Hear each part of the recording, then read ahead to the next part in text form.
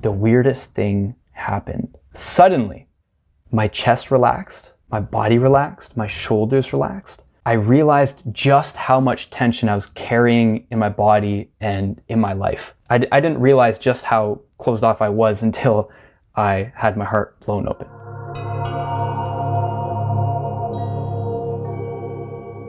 What was life like before any of my meaningful psychedelic experiences? The story really begins when I switched to a Francophone school in grade 5. Francophone school is a school that's all French, completely in French. Recess is in French, administration is in French. It's intended for the Francophones who are in the city. Now, there's nothing wrong with culture shock, but I definitely experienced culture shock. And I think for me, I didn't necessarily know or didn't manage to handle it the best that I could. So being in an environment where I barely speak French to the level of the people who are already there, not feeling like I can ask for help or who to ask for help or how to ask for help, and being at like a certain level of maturity and facing those challenges that early, led me to end up feeling isolated, feeling like I didn't belong, feeling like sort of socially ostracized and very scared. And so that fear and that stress and really disliking school culminated in having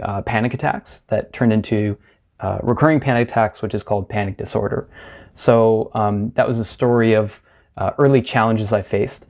Moving forward, when I was at university, I had a very intense relationship breakup that was traumatic is a strong word, but pointed out a lot of the work that I had to do and a lot of the pain that I had inside and a lot of the ways that I wasn't honest with myself. I decided to get into self-development and face these patterns in my life, this pain in my life, this healing that I need to do, this stifledness I seem to have. How do I break out of that? How do I deal with that? How do I become a healthier person? The stage was a lot of disconnection, difficulty opening up and being honest. I was having casual relationships, but there's a lack of willingness to go really deep in a monogamous, open, heartfelt relationship with someone.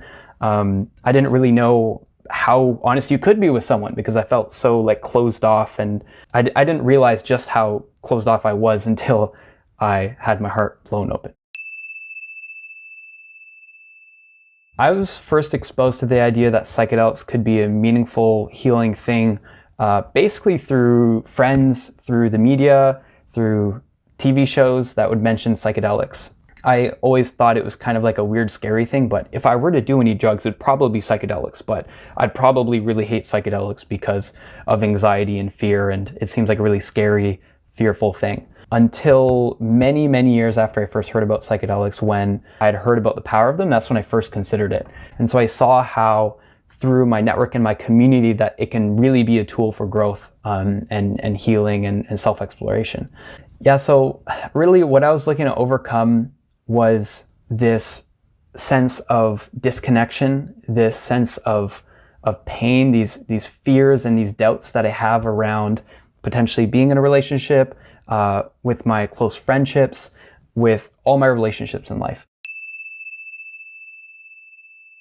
So the experience I'm going to talk about is a time I had my first ever MDMA ceremony. Now, I'd been basically dating casually for years at that point in my self-development journey, and I'd been dating this girl. We had basically had a few dating encounters at that point, got to know each other, and we started to like each other, and I was floating with the idea of potentially starting a relationship, but I had all these fears, all these doubts, all these blocks to getting to that point. So my friend who encouraged me to, when I asked about potentially doing an MDMA ceremony, who encouraged me, he said, hey, I know you want to do an MDMA ceremony with me facilitating as your guy friend, but what if you did it with Mia, this girl that you're dating? That might be a great, experience for you to have. We prepared an evening, me and Mia, at her place. We had the right amount of food. We made sure we were hydrated. We made sure that we were grounded.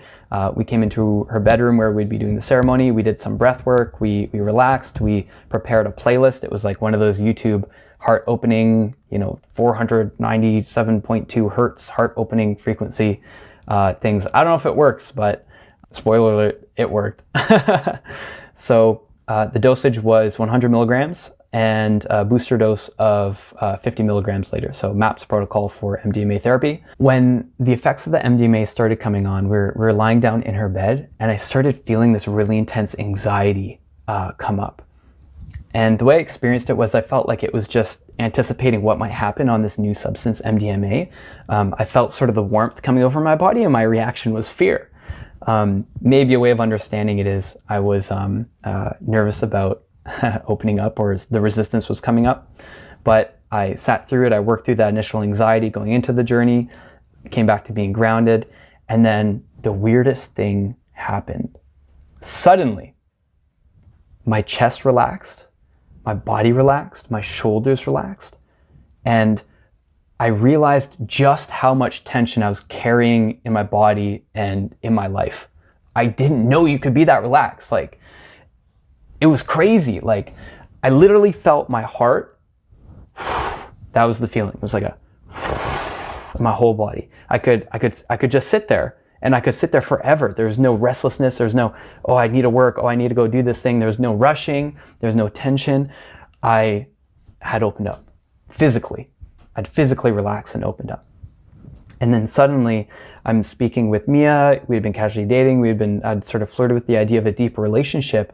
And I realized I could be 100% honest with her. I knew in this moment we were both on the medicine, and that knowing that she's in the space of love and open, that I'm in the space of love and open, that I can be completely 100% honest with her. So that's what I did. I spoke to her. I shared my fears about potentially getting a relationship, the doubts that I would have about a relationship, the challenges of opening up, the disconnection that I feel. I experienced what it could be like if you're fully open and honest and relaxed in a relationship. And when I was in that space, I knew exactly what I wanted. I knew that that's what I wanted. I wanted to be comfortable and honest and fully opening and fully in love. We proceeded to do something that is really highly not recommended in psychedelic journeys or any kind of therapy itself. But in the moment, I was so clear about what I wanted, and I was so clear that this state and the connection that I have with her, that I saw so clearly how we were building up to that. I saw us moving in the direction of a relationship, and I'd flirted with that idea previously, that I knew exactly what I wanted. So on the come down of the MDMA journey, I asked Mia to be my girlfriend, and she said yes.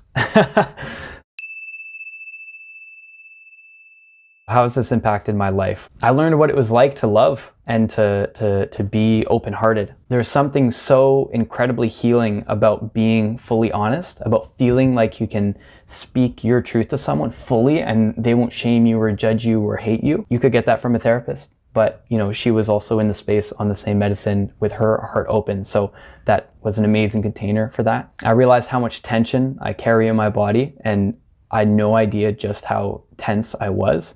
I saw how the deep, intimate somatic connection between the state of your body and the stress on your body, and the state of your mind and the stress on your mind, and how those are intimately linked together. It reaffirmed in me the power of these medicines, and that used with intention, with careful dosing in the right setting and the right mindset, can be incredibly, incredibly powerful for growth. I would encourage others to consider MDMA as a medicine. Before I was kind of like, oh yeah, psychedelic medicine, that's a funny term. Like, you want to get high and just call it a medicine? Okay, right. Look, I need the medicine now.